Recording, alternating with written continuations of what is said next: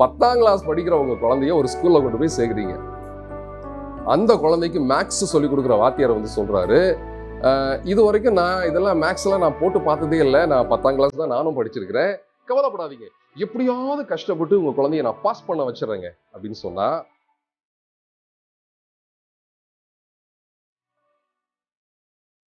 மலைகள் விலகினாலும் பர்வதங்கள் நிலை பெயர்ந்தாலும்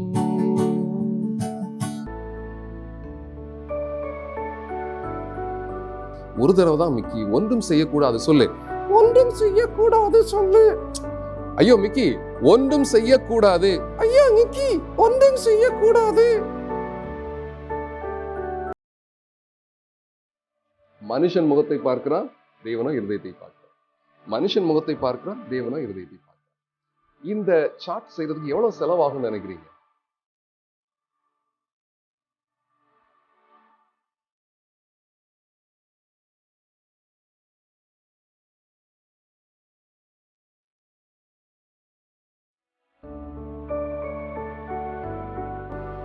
காலையில எங்க டீச்சர் சொல்லி கொடுத்த வசனம் தான் எனக்கு ஞாபகத்துக்கு வந்துச்சு அப்படின்னா, அப்படியா என்ன வசனம் சொல்லி கொடுத்தாங்க அப்படின்னு கேட்டேன். எந்த சூழல் எல்லாம் பிள்ளைங்க சந்திக்கணுமோ சந்திக்கிறாங்களோ அந்த சூழலுக்கு ஏற்ற வசனத்தை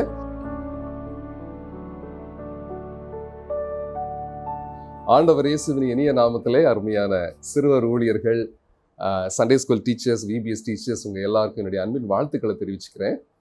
இந்த வீடியோல சிறு பிள்ளைகளுக்கு வேத வசனத்தை போதிப்பது எப்படி என்கிற விஷயத்தை தான் கற்றுக்கொள்ள போறோம். அதுக்கு முன்னால் ஒரு சின்ன ஜெபத்தை பண்ணிடலாமா? ஆவியானவர் ஒரு விஷயத்தை நமக்கு கற்றுக் கொடுக்கவில்லை என்றால் நம்மளால சரியா கற்றுக்கொள்ள முடியாது. ஆவியானவருடைய உதவிக்காக ஒரு சின்ன ஜெபத்தை பண்ணிடலாம். நேசிக்கிற நல்ல ஆண்டவரே, இந்த வேலைக்காய் ஸ்தோத்திரம். இந்த பாடத்தை கற்றுக்கொள்ள வந்திருக்கிற அருமையான சகோதரனை சகோதரியை ஆசீர்வதிப்பீராக. இந்த பாடத்தை நேர்த்தியாக புரிந்து கொள்ளவும், அழகாக அவங்க கற்றுக் கொடுக்கவும், அவங்க ஊழியத்துல சிறப்பாக அவங்க செயல்படவும் நாங்க ஜெபிக்கிறோம். ஆசீர்வதி. இந்த நேரம் அவங்களுக்கு ஒரு ஆசீர்வாதமான நேரமா இருக்கட்டும். இந்த வீடியோ அவங்களுக்கு ஒரு ஆசீர்வாதமான வீடியோவா இருக்கட்டும். இயேசு கிறிஸ்துவின் இனிய நாமத்தில் ஜெபிக்கிறோம் பிதாவே, ஆமென். சிறுவர் ஊழியம் செய்யறதுக்கு ட்ரைனிங் எடுக்க வேண்டியது அவசியமா? சிலர் சொல்றாங்க, குழந்தைங்களுக்கு கதை சொல்ல எதுக்குங்க ட்ரைனிங், அதெல்லாம் அவசியம் இல்லைங்க அப்படிங்கிறாங்க. சிலர் சொல்றாங்க, இல்ல கண்டிப்பா ட்ரைனிங் எடுத்துக்கணும், ட்ரைனிங் ரொம்ப அவசியம், ஆனா எங்களுக்கு டைம் இல்லை, அதனால நாங்க ட்ரைனிங் எடுத்துக்கல அப்படிங்கிறாங்க. சிலர் சொல்றாங்க, பிரதர் விபிஎஸ் நேரத்தில் நாங்கள் விபிஎஸ் ட்ரைனிங்லாம் எடுக்கிறோம்ல, அது போதும் அப்படிங்கிறாங்க. ஆக்சுவலி விபிஎஸ் ட்ரைனிங் நானும் கொடுத்துருக்குறேன். விபிஎஸ்ல எந்த பாட்டு சொல்லிக் கொடுக்குறோமோ அந்த பாட்டை சொல்லிக் கொடுப்போம், அந்த பாட்டுக்குரிய செய்கை சொல்லிக் கொடுப்போம், என்ன ஸ்கிட்டு போடுவோங்கிறத உங்களுக்கு சொல்லிக் கொடுப்போம். அது ஆனால் நேர்த்தியான ஒரு ட்ரைனிங் கிடையாது. ட்ரைனிங் அப்படின்னா கிரமமாக உட்காந்து சொல்லக்கூடிய விஷயங்களை எழுதி வச்சு, சில ஹோம் ஒர்க் செஞ்சு, கிளாஸ் ஒர்க் செஞ்சு, சில மாடல்ஸ்லாம் செஞ்சு, அதுக்கப்புறம் எக்ஸாம்ஸ்லாம் எழுதி இல்லையா, ப்ராக்டிகமெல்லாம் பண்ணி, இதுதான் ட்ரைனிங். இப்படிப்பட்ட ட்ரைனிங் எடுத்தால் மட்டும்தான் நம்முடைய ஊழியத்தை நல்லா செய்ய முடியும். ஊழியத்தை அசட்டையாக செய்யக்கூடாது. இது கனமான பணி இல்லையா? ஒவ்வொரு ஆத்மாவுக்கும் நம்ம முன்னால் உட்கார்ந்துருக்கிற ஒவ்வொரு குழந்தையுடைய ஆத்மாவுக்கும் நம்ம பொறுப்பாளிகள். ஊழியத்தை நம்ம நேர்த்தியாக செய்யணும்.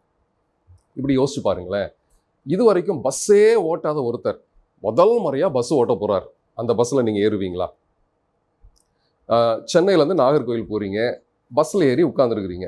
அந்த பஸ்ஸு டிரைவர் அவருடைய சீட்டில் வந்து உட்கார்றாரு, உங்களை எல்லாரையும் பார்த்து சொல்கிறாரு, எல்லாரும் உங்கள் சாமியை நல்லா வேண்டிக்கோங்க, நான் இது வரைக்கும் பஸ் ஓட்டினதே கிடையாது, ஆனால் பஸ் ஓட்டுவது எப்படி அப்படிங்கிற புக்கு படிச்சிருக்கிறேன், சிலர் பஸ் ஓட்டி நான் பார்த்துருக்குறேன், முதல் முறையாக பஸ் ஓட்ட போகிறேன், கவலைப்படாதீங்க, உங்களை நான் பத்திரமா கொண்டு போய் நாகர்கோவிலே சேர்த்துருவேன், அதனால் எல்லாரும் ஜெபம் பண்ணுங்க, உங்கள் சாமியை வேண்டிக்கோங்க அப்படின்னா அந்த பஸ்ஸில் உட்காருவீங்களா? நிச்சயமாக மாட்டீங்க. இது வரைக்கும் சமையல் ட்ரைனிங் எடுத்ததே இல்லை, சமைச்சதே இல்லை அப்படிங்கிறவங்க முதல் முறையாக பிரியாணி செஞ்சுருக்கிறேங்கிறாங்க.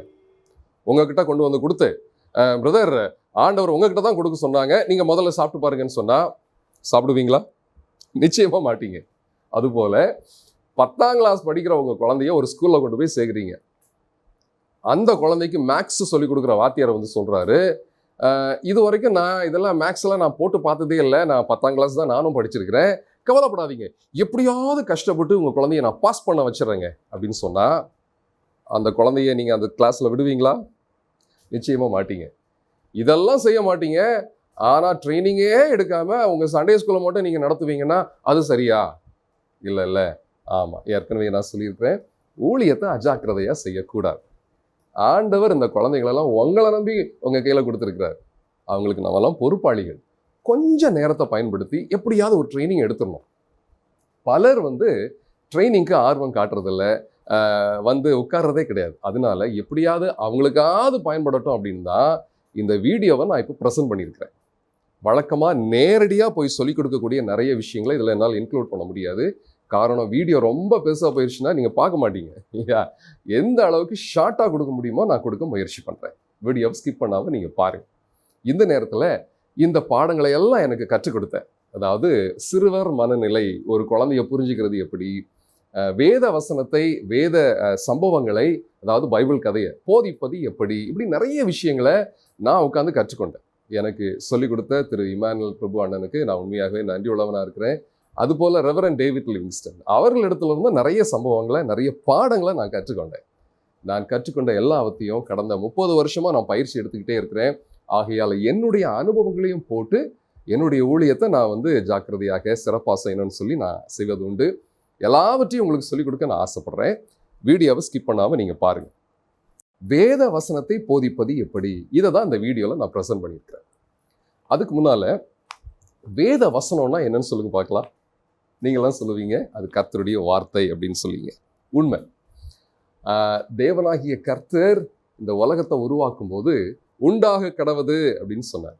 சொன்ன உடனே அந்த வார்த்தை போய் உலகத்தை அழகாக உண்டாக்கிருச்சு. அந்த வார்த்தைக்கு வல்லமை இருக்கு. அந்த வல்லமையுள்ள வார்த்தை தான் இப்போ எழுத்து வடிவில் நம்ம கையில் இந்த புத்தகமாக வந்திருக்கு இல்லையா? வேத வாக்கியங்கள் எல்லாம் தேவ ஆவியினாலே அருளப்பட்டிருக்கிறது என்று வார்த்தை சொல்லுகிறது. ஆக தேவ ஆவியானவர் நமக்கென்று எழுதி வைத்த அவருடைய வார்த்தை தான் இந்த புக். இந்த வேத வார்த்தைகளை எதுக்குங்க குழந்தைங்களுக்கு சொல்லிக் கொடுக்கணும்? இதெல்லாம் கேள்விதான் இல்லையா? வேத வசனத்தை ஏன் குழந்தைங்களுக்கு கற்றுக் கொடுக்க வேண்டும்? அதாவது இந்த வேத வசனம் அவங்க உள்ளத்துல இருந்துச்சுன்னா அவங்க பாவம் செய்யும் போதெல்லாம் இது அவங்கள பாவம் செய்ய விடாது இல்லையா? அவங்களை பாதுகாக்கும். நான் உமக்கு விரோதமாக பாவம் செய்யாதபடிக்கு உம்முடைய வாக்கை என் இருதயத்திலே வைத்து வைத்தேன், சங்கீதக்காரன் சொல்றார் இல்லையா? அது போல பிள்ளைகளுக்கு சரியான டெசிஷன்ஸ் எடுக்க அவங்களுக்கு உதவி செய்யும். பல குழப்பமான நேரங்களை பிள்ளைங்க சந்திக்கிறாங்க. கன்ஃபியூஸ்டான அந்த ஸ்டேட்டில் அவங்க விபரீதமான நிறைய முடிவுகளை அவங்க எடுக்கிறாங்க, தற்கொலைலாம் பண்ணிக்கிறாங்க. இப்படிப்பட்ட பிள்ளைகளுக்கு ப்ராப்பரான கைடன்ஸ் வேணும் அப்படின்னா இந்த வசனம் அவங்களுக்கு அதை கொடுத்துருங்க. அது மட்டும் இல்லை, ஆவியானவர் எப்பெல்லாம் அவருக்கு தேவையோ அப்பெல்லாம் அந்த வசனத்தை குழந்தைங்களுக்கு எடுத்து பயன்படுத்துவார். சில நேரத்தில் நம்மளே அதை அனுபவிச்சிருக்கிறோம் இல்லையா?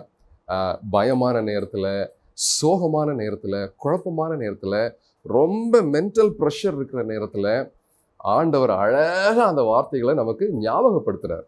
இந்த வார்த்தைகள் எல்லாம் மனசில் நமக்கு ஒரு பெரிய தைரியத்தை கொடுக்குது இல்லையா? ஆவியானவர் இந்த வார்த்தைகளை எடுத்து பயன்படுத்துகிறார். அதனால நம்ம என்ன பண்ணணும்? என்னென்ன வார்த்தைகளை குழந்தைங்களுக்கு சொல்லிக் கொடுக்க முடியுமோ, எந்தெந்த வசனங்களை சொல்லிக் கொடுக்க முடியுமோ சொல்லிக் கொடுத்துருணுங்க. ஓகே, இந்த வேத வசனங்களை குறித்து ஒரு சில இன்ட்ரெஸ்டிங்கான இன்ஃபர்மேஷன்ஸ் நான் உங்களுக்கு சொல்கிறேன்.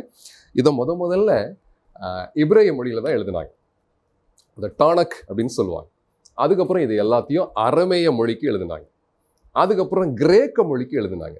கிரேக்க மொழியில் உள்ள வேத புத்தகத்தை செப்துவிஜென்ட் அப்படின்னு சொல்லுவாங்க. அதுதான் இன்னைக்கு வரைக்கும் நமக்கு மேனுஸ்கிரிப்ட்ஸாக இருக்கு.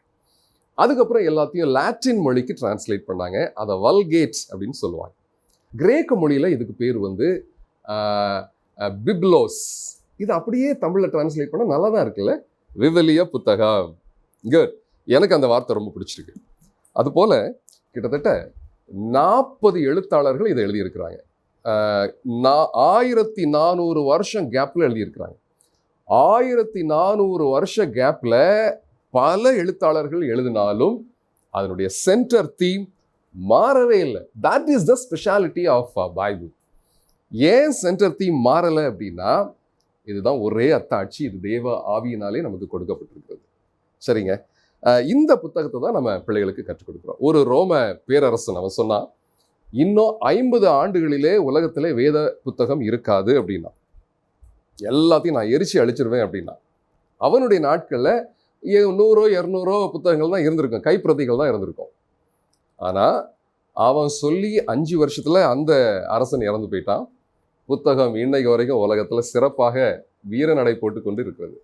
உலகத்தில் அதிகமான மொழிகளில் மொழிபெயர்க்கப்பட்ட ஒரே புத்தகம் நம்முடைய வேத புத்தகம். இது ஒரு கண்ணாடி அப்படின்னு சொல்கிறாங்க, நம்முடைய ஹார்ட் அது காட்டுது. இது விதை அப்படின்னு சொல்கிறாங்க, உள்ளத்தில் விழும்போது அது விருட்சமாக வளருகிறது. இருபுறம் கருக்குள்ள பட்டயம், சொல்கிறவங்களையும் வெட்டோம், கேட்குறவங்களையும் வெட்டோம்.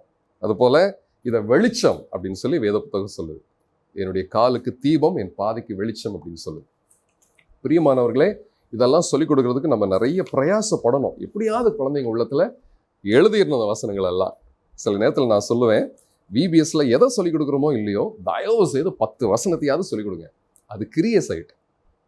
சரிங்க, இப்போ இந்த வேத வசனத்தை போதிப்பது எப்படி, ஒரு மெத்தடாலஜியை உங்களுக்கு கற்றுக் கொடுக்க போகிறேன். சாதாரணமாக சொல்லிக் கொடுக்கலாம், பிரச்சனை இல்லை. ஆனால் வேத வசனம் அது குழந்தையுடைய உள்ளத்தில் சென்றதற்கான வேலையை ப்ராப்பராக செய்யணும் அப்படின்னா அதை ஒரு மெத்தடில் நம்ம அழகாக நேர்த்தியாக சொல்லிக் கொடுக்கணும். சரிங்களா? வேத வாக்கியங்கள் ஒன்று கூட வெறுமையாக திரும்பாதுன்னு சொல்லி வார்த்தை சொல்லுது. ஒன்று கூட வெறுமையாக திரும்பாமல் அதனுடைய வேலையை செய்யணும் அப்படின்னா நம்ம அதை கருத்தாக சொல்லிக் கொடுக்கணும். இல்லை, தேவ ஆவியானவர் சொல்லியிருக்கிறாரு, ஆண்டவர் நமக்கெல்லாம் சொல்லிக் கொடுத்துருக்கிறாரு, அவைகளை உன் பிள்ளைகளுக்கு கருத்தாய் போதிப்பாயாக. இவைகளை வேத வசனங்களை கருத்தாய் நம்ம போதிக்கணும். ஓகேங்க, இந்த மெத்தடாலஜியில் மொத்தம் ஒரு 5 ஸ்டெப் இருக்கு. 5 ஸ்டெப்பையும் உங்களுக்கு நான் 1 by 1 சொல்கிறேன். ஸ்டெப் நம்பர் 1, இந்த வேத வசனத்தை, அதாவது எந்த வேத வசனத்தை நீங்கள் கற்றுக் கொடுக்க போறீங்களோ அதை நீங்கள் முதல்ல அறிமுகப்படுத்தணும். You have to introduce the verse. அறிமுகம் அப்படின்னா அவங்களுடைய உள்ளத்தை இந்த வசனத்தை கற்றுக்கொள்வதற்கு நீங்கள் தயார் பண்ணணும். ஒரு இன்ட்ரடக்ஷன், ஒரு ஐஸ் பிரேக்கர் அல்லது ஒரு மோட்டிவேஷன். ஸ்கூலில் டீச்சர்ஸ் பாடம் நடத்தும் போதெல்லாம் அந்த பாடத்துக்குன்னு ஒரு மோட்டிவேஷன் கொடுப்பாங்க, ஒரு இன்ட்ரடக்ஷன் கொடுப்பாங்க. அதுபோல் நாமும் எந்த வசனத்தை சொல்லிக் கொடுக்க போகிறோமோ அதை அழகாக ஒரு இன்ட்ரடக்ஷன் மூலமாக அவங்க மைண்டை அதுக்கு தயார் பண்ணணும். எப்படி தயார் பண்ணலாம்?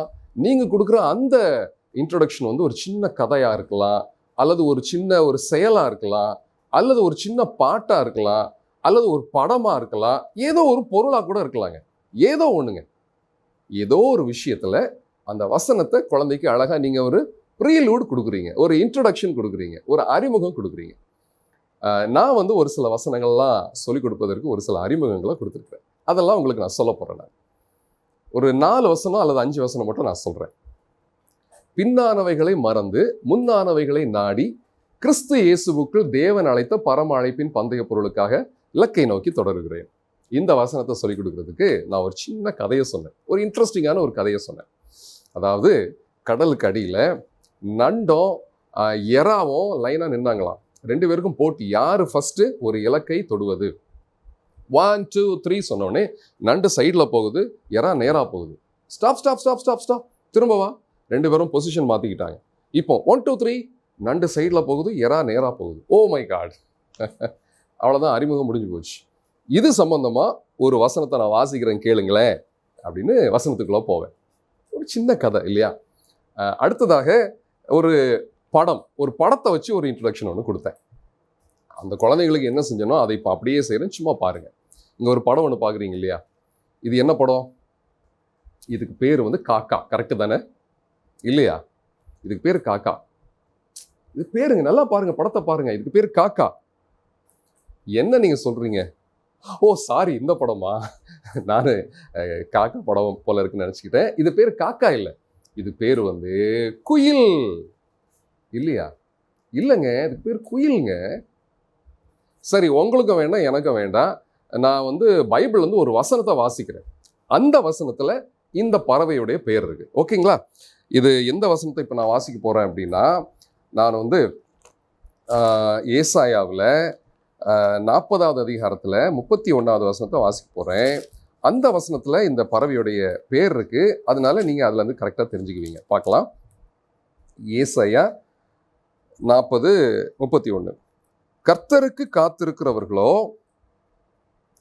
புது பலன் அடைந்து, இப்போ அதோடைய பேர் வரப்போகுது, கழுகுகளை போல. எஸ், அது கழுகு தான். இந்த வசனத்தை இதே மாதிரி நான் டீச் பண்ணும்போது பிள்ளைங்க ரொம்ப என்ஜாய் பண்ணாங்க. இதுக்கு பேர் வந்து காக்கா அப்படின்னா எல்லாரும் கத்துனாங்க. கிட்டத்தட்ட 600 பிள்ளைங்க. இல்லை கழுகு கழுகுன்னாங்க. இல்லை கழுகெல்லாம் கிடையாது, வெயிட் பண்ணுங்க பார்த்துட்டு, ஓஹோ சாரி இது பேர் குயில் அப்படின்னு. இல்லை கழுகு கழுகுன்னாங்க. அதுக்கப்புறம் இந்த வேத வசனத்தை திறந்து அதை வாசிக்கும் போது இல்லை கழுகு கழுகு அப்படின்னு சொல்லி குழந்தைங்களாம் கத்த ஆரம்பிச்சாங்க. they will enjoy. Okay, so ஒரு படத்தை வச்சு ஒரு வசனத்தை நான் இன்ட்ரடியூஸ் பண்ணியிருக்கிறேன், ஒரு ப்ரீலூட் ஒன்று கொடுத்துருக்கிறேன். அது போல ஒரு சின்ன ஆக்ஷன் ஒன்று செஞ்சேன் நான்.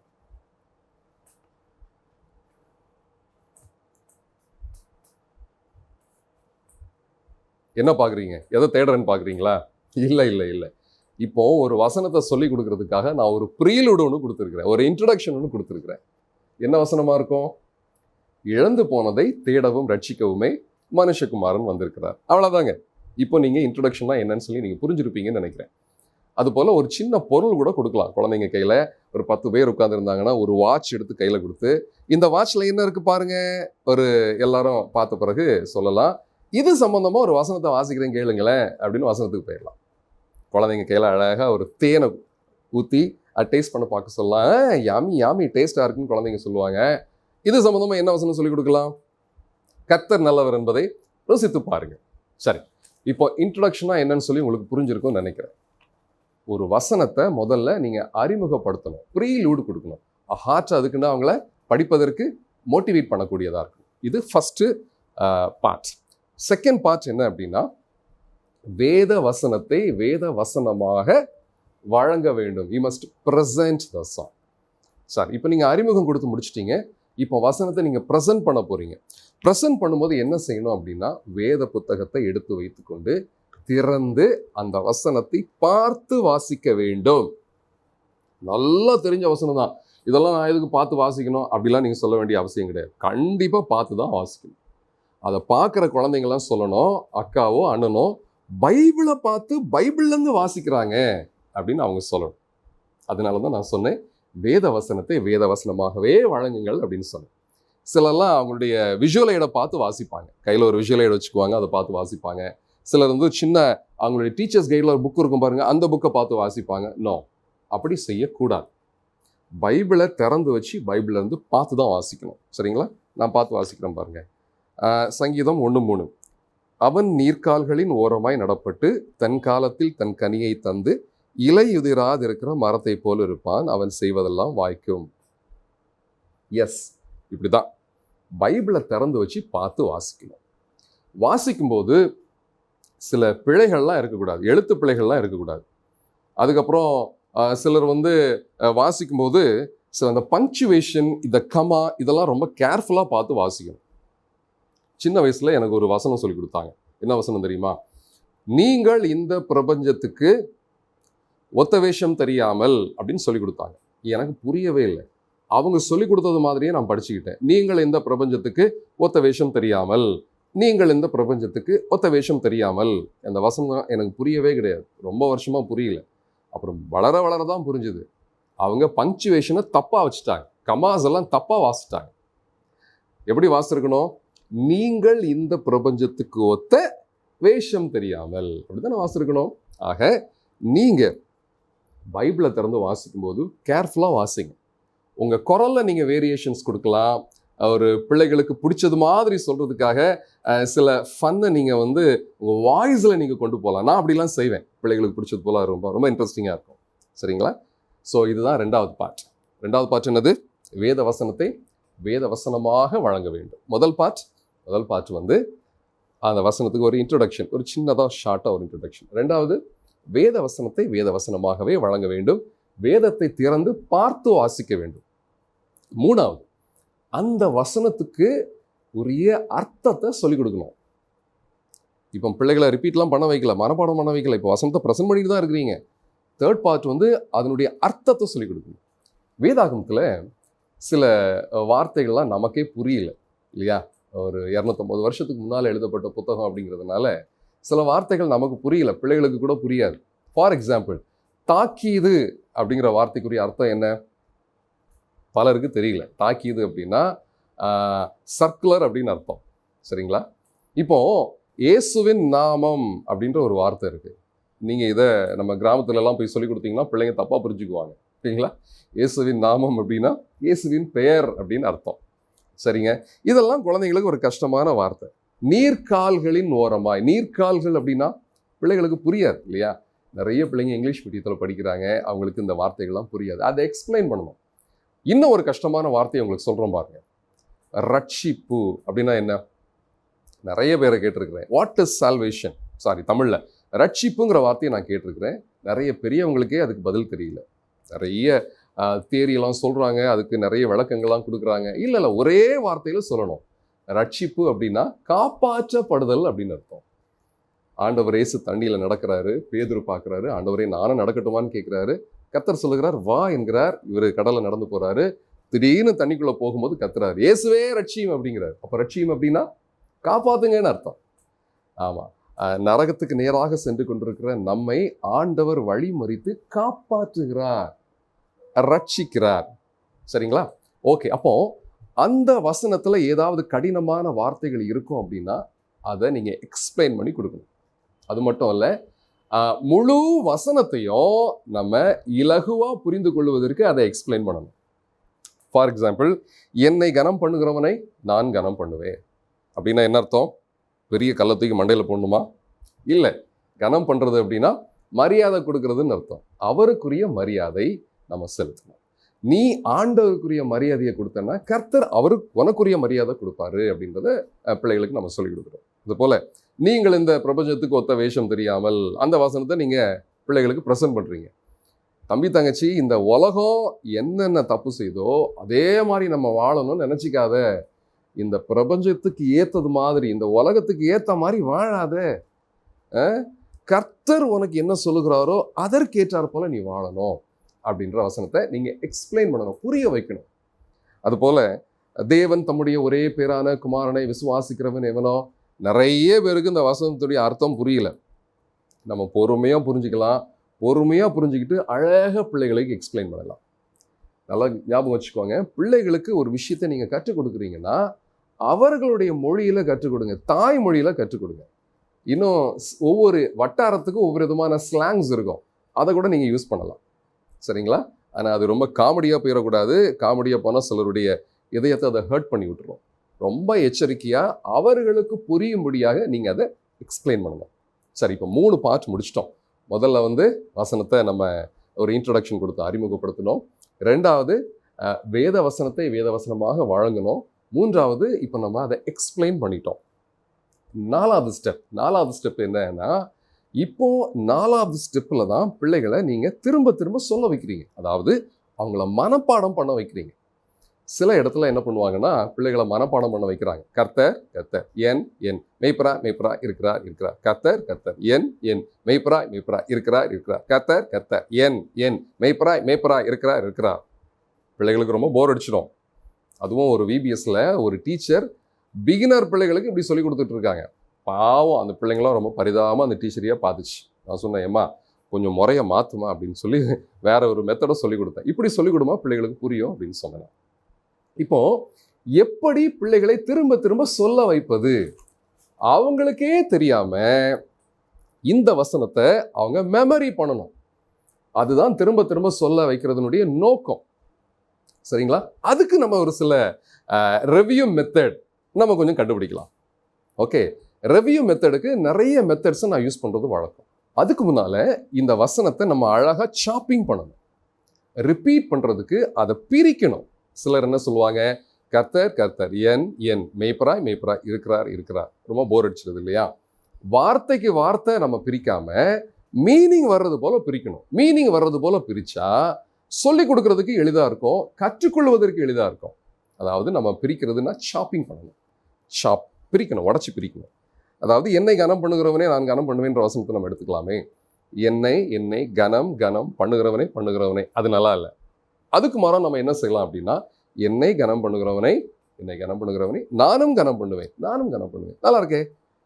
ஸோ உங்களுடைய வாயில சொல்லுவதற்கு எது எளிதாக இருக்கு, எப்படி பிரிச்சா அதில் அர்த்தம் வர்றது அப்படிங்கிறத நம்ம யோசிச்சு அதை சாப் பண்ணால் கற்றுக்கிறதுக்கு ரொம்ப எளிதாக இருக்கும். சரிங்க, இதுக்கு ஒரு சில மெத்தட்ஸ் நான் உங்களுக்கு இன்ட்ரடியூஸ் பண்ணுறேன். நிறைய மெத்தட்ஸ் இருக்குது. நான் உங்களுக்கு கொடுக்குறது தான் மெத்தட்ஸ் கிடையாது. இது நான் வந்து என்னுடைய ஊழியத்துக்காக செஞ்ச ஒரு சில மெத்தட். எல்லாத்தையும் நான் ப்ரெசென்ட் பண்ணலை, வீடியோ ரொம்ப பெருசாயிரும். வெகு சில மெத்தட்ஸை மட்டும் உங்களுக்கு நான் இப்போ ப்ரெசென்ட் பண்ண போகிறேன். அதாவது இப்போ எது என் கையில் அவைலபிளாக இருக்குதோ அதை தான் உங்களுக்கு நான் ப்ரெசென்ட் பண்ண போகிறேன். முதலாவதாக உங்களுக்கு சார்ட் மெத்தடை நான் யூஸ் பண்ண போகிறேன். சார்ட் அப்படின்னா இதை ஃப்ளிப் சார்ட் அப்படின்னு சொல்லலாம். சரிங்களா? இது வந்து இந்த வசனத்துக்கு இன்ட்ரொடக்ஷனாக இருக்கும். இதை பார்க்கும்போதே உங்களுக்கு தெரிஞ்சு போச்சு, இந்த வசனம் is something going to be related to verses, இல்லையா? பைபிள். சரி, பார்த்துட்டீங்க. பிரிக்கிறேன். சங்கீதம் 119:28. பிள்ளைங்களாம் சொல்லுவாங்க சங்கீதம் 119:28. உமது வசனத்தின்படி, பிள்ளைங்க சொல்லுவாங்க உமது வசனத்தின்படி என்னை என்னை எடுத்து நிறுத்தும். சங்கீதம் 119:28. சங்கீதம் 119:28. இப்போ எப்படி சாப் பண்ணியிருக்கிறேன்னு பார்த்தீங்களா? உமது வசனத்தின்படி என்னை எடுத்து நிறுத்தும். 3ஆ சாப் பண்ணியிருக்கிறேன். அதுபோல வசனத்துக்கு ஆரம்பத்துலேயும் அதனுடைய ரெஃபரன்ஸ் சொல்லியிருக்கிறேன், கடைசிலையும் அதனுடைய ரெஃபரன்ஸ் சொல்லியிருக்கிறேன். அதை வந்து நம்ம கருத்தா பிள்ளைகளுக்கு சொல்லிக் கொடுக்கணும். அதுக்கப்புறம் இந்த விஷுவல் எய்டை எப்படி பிடிக்கிறது? நான் இப்படி தான் பிடிப்பேன், இப்படி தான் எனக்கு சொல்லிக் கொடுத்தாங்க. இது ரொம்ப கம்ஃபர்டபுளாக இருக்கும். அங்கெங்கெல்லாம் ஆட்டிக்கிட்டு இருக்க மாட்டேன், நேராக பிடிப்பீங்க. ஃப்ளிப் பண்ணும்போது அழகாக ஃப்ளிப் பண்ணுவோம், கம்ஃபர்டபுளாக ஃப்ளிப் பண்ணுவோம். இது எல்லாமே ட்ரைனிங்கில் வர்றோம். இதெல்லாம் ஒரு புக்கை இப்படி கையில் வச்சு நீங்களும் ஒரு ட்ரைனிங் எடுத்துக்கோங்க. கம்ஃபர்டபுளாக இது மூவ் ஆகிட்டே இருக்கும். ஒவ்வொரு ஸ்லைடும் அழகாக மூவ் ஆகிறது போல் மூவ் ஆகிட்டே இருக்கும். சரி, இப்போது இதில் இன்னும் ஒரு சின்ன விளையாட்டை நான் செய்வேன். என்னென்னா, பிள்ளைகளுக்கு சொல்லிக் கொடுக்க என்ன பண்ணுறோம் பாருங்கள். சங்கீதம் 119:28. உமது வசனத்தின்படி என்னை, இப்போ அப்படி திருப்புறோம் பாருங்கள். திருப்புறது குழந்தைகளுக்கே தெரியாது. எடுத்து நிறுத்தும். சங்கீதம் 119:28. இப்போ பிள்ளைங்க நான் காட்ட நீங்கள் சொல்லுங்கள் அப்படின்னு சொல்லிடுவேன். சங்கீதம் 119:28. உமது வசனத்தின்படி, இப்போ எடுத்தால் அங்கே வசனம் இருக்காது, ஆனால் பிள்ளைங்க என்னை அப்படிம்பாங்க. இப்போ ரிப்பீட் பண்ண அவங்களுக்கே தெரியாமல் அவங்க அதை மெமரி பண்ணிட்டாங்க. அதுதான் அந்த ரெப்படிஷன் மெத்தட். சரிங்களா? ஓகே, இது வந்து ஒரு மெத்தட். இதை வந்து ஃபிளிப் சார்ட் மெத்தட் அப்படின்னு சொல்லி நாங்கள் சொல்லுவோம். இன்னும் ஒரு இன்ட்ரெஸ்டிங்கான மெத்தட் நான் உங்களுக்கு ப்ரெசென்ட் பண்ண போகிறேன். இந்த மெத்தடை நான் 2005 ஒரு விபிஎஸ் ட்ரைனிங்காக நான் உருவாக்கினேன். இந்த சார்ட் கொஞ்சம் கிழிஞ்சு போயிருக்கும். ஏன் அப்படின்னா, இது ஒரு மெமரியாக நான் வச்சிருக்கிறேன். இந்த வசனத்துக்குரிய விஷுவல்ஸ்லாம் ப்ரெசென்ட் பண்ணும்போது சில தலைவர்கள் சொன்னாங்க, இது வேண்டாம், இது வேண்டாத வேலை அப்படின்னாங்க. நான் சொன்னேன், இது நல்லா இருக்கும் அப்படின்னு. வேண்டாம் இதெல்லாம் நீங்கள் செய்யக்கூடாதுன்னாங்க.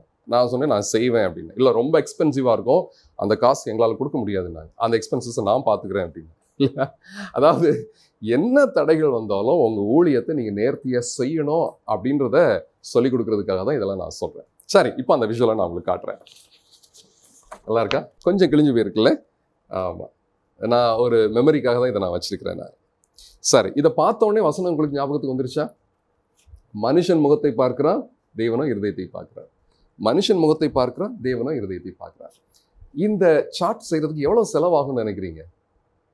Not even 5 rupees. ஒரே ஒரு சார்ட்டு 2ஆக கிளிக்கிறீங்க, ஒரு மார்க்கர் வாங்கி ஒரு படத்தை வரைஞ்சி முடிச்சிடுறீங்க. ஒரு வசனத்தை நீங்கள் பார்க்கும்போது அதை நல்லா அப்சர்வ் பண்ணணும். எந்த வசனத்தை நீங்கள் ப்ரெசென்ட் பண்ண போகிறீங்களோ அந்த வசனத்தை உங்கள் முன்னால் வச்சு அப்சர்வ் பண்ணணும். இந்த வசனத்தை நம்ம எப்படி பிரிக்கலாம், இதை எப்படி விஷுவல் ஆக்கலாம், இது எல்லாமே உங்களுக்கு தெரிஞ்சிருக்கணும். சில வசனங்களை நான் ப்ரெசென்ட் பண்ணுவேன். விபிஎஸ்ல இந்த வசனங்கள்லாம் ஒரு பெரிய சார்ட்டில் இருக்கும் பார்த்தீங்களா? அந்த வசனத்தை ப்ரெசென்ட் பண்ணும்போது ஃபாண்ட்லேயே நிறைய வேரியேஷன்ஸ் கொடுத்துருப்பேன். ஃபாண்ட்டை டிசைன் பண்ணும்போதே அது கொஞ்சம் வேரியேட் பண்ணி டிசைன் பண்ணியிருப்பேன். காரணம் என்னென்னா, அதை பார்க்கும்போதே குழந்தைங்களுக்கு வசனம் மைண்டில் போகணும். அந்த ஃபாண்ட்டை பார்க்க பார்வையின் வழியாக அது அவங்க மைண்டில் போகணும். சரிங்களா? அந்த மாடல்ஸ்லாம் நீங்கள் இங்கே பார்த்துக்கிட்டு இருக்கிறீங்கன்னு நினைக்கிறேன் நான். இது மட்டும் இல்லாமல் ஒரே ஒரு ஃபுல் சார்ட்லேயும் அந்த மாடலை செஞ்சு வச்சு அதில் அந்த வசனத்தில் எழுதினா கூட ரொம்ப அழகாக இருக்கும். பட் நீங்கள் ப்ரெசென்ட் பண்ணுற விதம் வந்து ரொம்ப அழகாக ப்ரெசென்ட் பண்ணணும். அதுதான் அதில் விஷயம். சரிங்களா?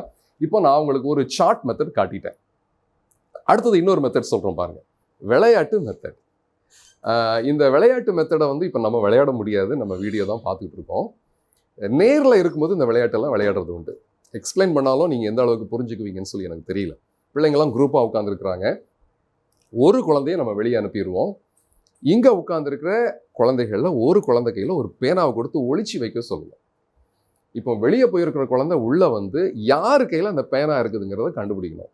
இந்த விளையாட்டு எப்படின்னா, எல்லாரும் சேர்ந்து வசனத்தை சத்தமாக சொல்லணும்.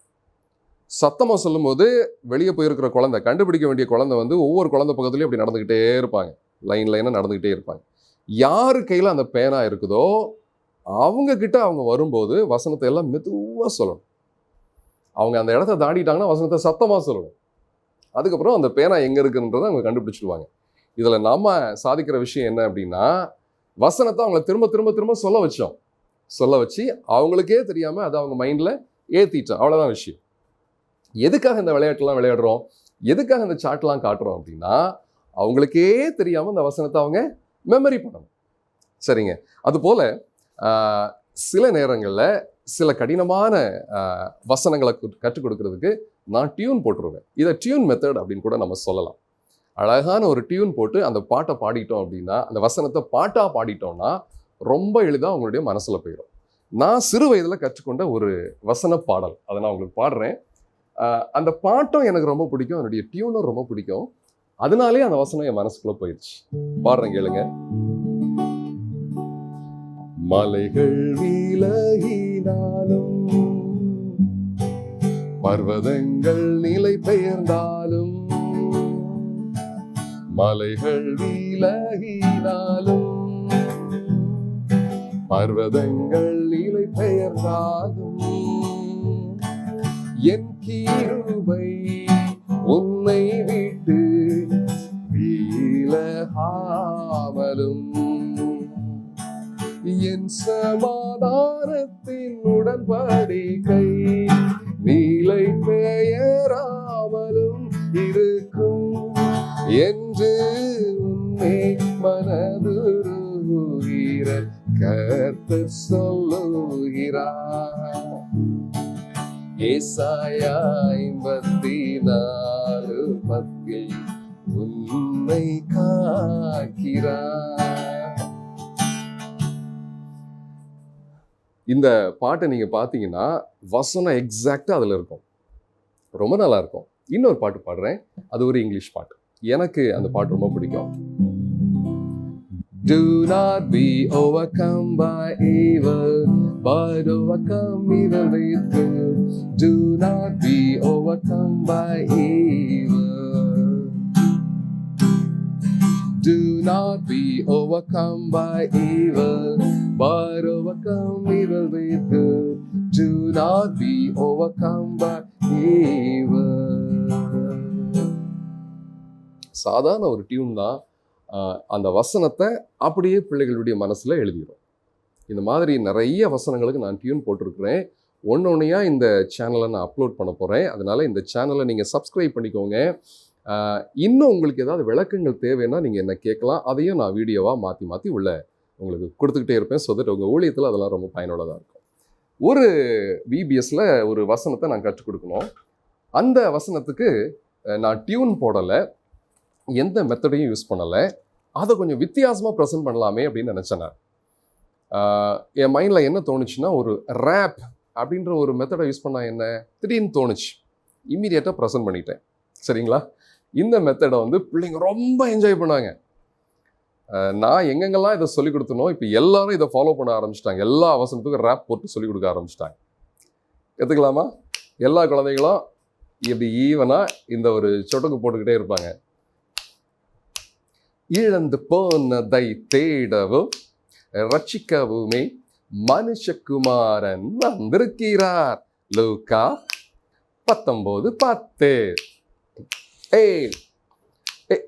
இழந்து போனதை தேடவும் ரட்சிக்கவுமே மனுஷகுமாரன் வந்திருக்கிறார். லூக்கா 19:10.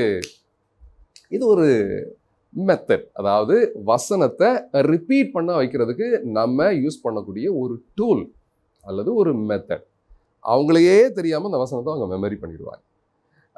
நான் வெகு சில மெத்தட்ஸ் தான் உங்களுக்கு ப்ரெசென்ட் பண்ணிகிட்டு இருக்கேன். ஏகப்பட்ட வெரைட்டிஸ் இருக்குது. நீங்கள் யோசிச்சிங்கன்னா உங்களுக்கே ஃப்ரெஷ்ஷாக கொட்டிக்கிட்டே இருக்கும். வசனத்தை உங்கள் முன்னால் எடுத்து வச்சுக்க போகிறீங்க. அந்த வசனத்தை நீங்கள் பார்த்தீங்கனாலே என்ன கொடுக்கலான்ற ஒரு தாட் வந்துடும்.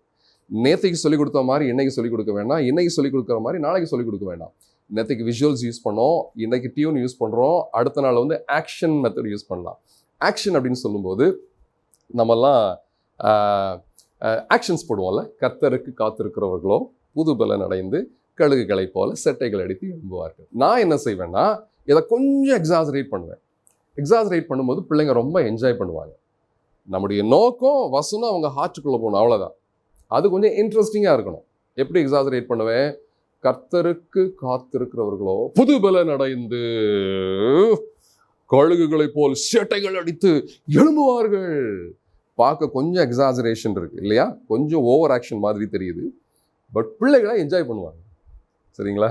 ஸோ ஆக்ஷன் அப்படின்னு வந்துட்டாலே நான் இப்படி தான் ஆக்ஷன் போடுறது உண்டு. I want my children to enjoy while learning. கற்றுக்கொள்ளும் போது அதை மகிழ்ச்சியாக அவங்க அதை கற்றுக்கொள்ளணும். சரி, ஆக்ஷன் மெத்தட் இப்படி நிறைய நீங்கள் திங்க் பண்ணலாம். எதுவுமே இல்லை, வெறும் ஃபிங்கர்ஸை மட்டும் வச்சுக்கலாம். உமது வேதத்தில் நான் எவ்வளவு பிரியமாக இருக்கிறேன் பிள்ளைகள்கிட்டலாம் சொல்லிடுவேன். நான் ஃபிங்கரை காட்ட காட்ட நீங்கள் சொல்லணும், உமது வேதத்தில் நான் எவ்வளவு பிரியமாக இருக்கிறேன். ஓகே, இப்போ இது என்ன? உமது வேதத்தில் நான் எவ்வளவு பிரியமாக இருக்கிறேன், நான் பிரியமாக இருக்கிறேன், உமது எவ்வளவு. இப்படி மாறி மாறி ஃபிங்கர்ஸை வச்சு விளையாடிக்கிட்டே இருக்கலாம். இதை finger method. You can name it, என்ன நேம் வேணாலும் நீங்கள் அதை வச்சுக்கலாம். பப்பட் கூட யூஸ் பண்ணலாம். நீங்கள் பப்பட் யூஸ் பண்ணி நான் நிறைய இடங்களில் வசனங்கள் சொல்லி கொடுத்துருக்குறேன். இவர் தான் மிக்கி, நான் தான் மிக்கி. எஸ், நீ மிக்கின்றது எல்லாருக்குமே தெரியும். மிக்கி, நான் மிக்கின்றது எல்லாருக்குமே தெரியுன்றது எனக்கு தெரியுன்றது உங்களுக்கு தெரியும். ஏன் மிக்கி, நம்ம விளையாடுறதுக்காக வரல, ஒன்றை யூஸ் பண்ணி மூலமாக எப்படி வசனத்தை சொல்லிக் கொடுக்கலாம் அப்படிங்கிறத டீச்சர்ஸ்க்கு நான் கற்றுக் கொடுத்துட்டு இருக்கிறேன். அப்படியா? கற்றுக்கிடுங்க. ஆக என்ன வச்சு நீங்கள் காமெடி பண்ணுறீங்க? இல்லை, காமெடியெலாம் பண்ணலை. சரிங்க, மிக்கி கிட்ட பேசிகிட்டே இருந்தால் அவன் பேசிகிட்டே இருப்பான். மிக்கியும் என்னையும் பிரிக்க முடியாது. நான் எங்கே போனாலும் மிக்கியோட தான் போவேன். நான் காஸ்கோட் இல்லாமலே போவேன், இந்த அங்கிள் காஸ்கோட் எடுத்துகிட்டு வருவார். மிக்கி வெயிட் மிக்கி, இப்போ அதெல்லாம் சொல்லிக்கிட்டு இருக்க வேண்டாம். மிக்கி, நீயும் நானும் சேர்ந்து ஒரு வசனம் சொல்லிக் கொடுக்க போகிறோம். என்ன வசனம்? நான் சொல்ல நீ சொல்லு பார்க்கலாம். ஓகே. இயேசு சொன்னார் என்னை அல்லாமல் உங்களால் ஒன்றும் செய்யக்கூடாது. ஒன்றும் செய்ய கூடாது. இன்னொரு தடவை சொல்லுங்க. கூடாது ஃபுல்லா சொல்லுங்க. ஒன்றும் செய்யக்கூடாது. வசனத்தை ஃபுல்லா சொல்லுங்க. ஓகே. என்னை அல்லாமல் உங்களால் ஒன்றும் செய்ய சொல்லுங்க. ஒன்றும் செய்யக்கூடாது. 2 தடவை சொல்றீங்க. ஒரு தடவை தான் மிக்கி. ஒன்றும் செய்யக்கூடாது சொல்லு. ஒன்றும் செய்யக்கூடாது சொல்லு. ஐயோ மிக்கி, ஒன்றும் செய்யக்கூடாது. ஐயோ மிக்கி, ஒன்றும் செய்யக்கூடாது. மிக்கி, என்ன? மிக்கி கரெக்டா சொல்லு. மிக்கி, என்னை அல்லாமல் உங்களால் ஒன்றும் செய்யக்கூடாது. எங்க இருக்கு? பைபிள்ல இருக்கு. அதை முன்னாலேயும் பின்னாலும் நீங்க சொல்லியிருக்கணும். நீங்க சொல்லி கொடுக்கலாம்ல. ஓ சரி. யோவான் 15:5. இப்படிதாங்க பப்பட்டை யூஸ் பண்ணி நீங்க வசனம் சொல்லி கொடுக்கலாம். அக்கா நான் கோட்டுங்க. தயவு செய்து போயிட்டு வா மிக்கி. That is Mickey. நான் எப்போவுமே எங்கே போனாலும் மிக்கி கூட தான் போவேன். We really have very good time மினிஸ்ட்ரியில். அடுத்ததாக இப்போ இருக்கக்கூடிய நாட்கள்லாம் பிபிடிஸ் யூஸ் பண்ணுறாங்க, வீடியோஸ் யூஸ் பண்ணுறாங்க, டிஜிட்டல் பிளாட்ஃபார்மை எல்லாரும் யூஸ் பண்ணுறாங்க. ரொம்ப நல்லது. என்னுடைய மினிஸ்ட்ரிஸ்லேயே நான் நிறைய பிபிடிஸ் யூஸ் பண்ணுவேன், வீடியோஸை யூஸ் பண்ணுவேன். அதாவது இந்த டிஜிட்டல் பிளாட்ஃபார்மை நல்ல ஊழியத்தில் நம்ம பயன்படுத்துவோம். சரிங்க, இப்போ நான் உங்களுக்கு சொல்லிக் கொடுத்தது எல்லாமே ரெப்படிஷன் மெத்தட். சரிங்களா? ரெப்படிஷன் மெத்தட், அதாவது நம்முடைய மெத்தடாலஜியில் 4th பாயிண்ட் நான் உங்களுக்கு சொல்லிக் கொடுத்துருக்குறேன். நீங்களும் க்ரியேட்டிவாக யோசிங்க. நான் சொல்லிக் கொடுத்தது மட்டும்தான் இல்லை, நிறைய மெத்தட்ஸ் இருக்குது. நீங்களும் புதுசாக யோசிக்கலாம். ஒரு விபிஎஸ்ல என்னுடைய நண்பர் எபி ஆக்ஷன் காம்படிஷன் அப்படின்ற மெத்தடில் அந்த வசனத்தை ரிப்பீட் பண்ண வச்சார். ரொம்ப அழகாக இருந்துச்சு, ரொம்ப ப்ளீஸிங்காக இருந்துச்சு. அது எல்லாரும் ரொம்ப என்ஜாய் பண்ணாங்க. So that you come up with your own creativity. 100 பிள்ளைங்க இருந்தாங்கன்னா எப்படி ப்ரெசென்ட் பண்ணலாம், 1000 பிள்ளைங்க இருந்தாங்கன்னா எப்படி ப்ரெசென்ட் பண்ணலாம், 5 பிள்ளைங்க கிளாஸில் இருந்தாங்கன்னா எப்படி ப்ரெசென்ட் பண்ணலாம். You think and come up with your own ideas. நிறைய ஐடியா ஆண்டவர் உங்களுக்கு கொடுப்பார். ஜபத்தோடு கூட அதெல்லாம் நீங்கள் செய்யணும். இறுதியாக 5வது பார்ட் என்ன அப்படின்னா, இப்போ வசனத்தை எல்லாம் சொல்லிக் கொடுத்து முடிச்சிட்டிங்க, இன்ட்ரடக்ஷன் கொடுத்துட்டீங்க, ப்ரெசென்ட் பண்ணிட்டீங்க, மீனிங் சொல்லிட்டீங்க, ரிப்பீட் பண்ண வச்சுட்டீங்க, பிள்ளைங்க மனப்பாடமாக சொல்ல ஆரம்பிச்சிட்டாங்க. இறுதியாக அந்த வசனத்தை குழந்தைங்க லைஃபோட நீங்கள் கனெக்ட் பண்ணணும். அப்ளிகேஷன், தமிழில் பொருத்துதல் அப்படின்னு சொல்லுவோம். எந்த வசனத்தை நீங்கள் சொல்லி கொடுத்தீங்களோ அந்த வசனம் அப்படியே குழந்தைங்களுடைய லைஃப் சிச்சுவேஷனில் மர்ஜ் ஆகணும். ஃபார் எக்ஸாம்பிள், இப்போ வந்து நான் பயப்படுகிற நாளில் உண்மையை நம்புவேன் அப்படின்னு பிள்ளைகளுக்கு வசனத்தை சொல்லிக் கொடுத்துருக்குறீங்க.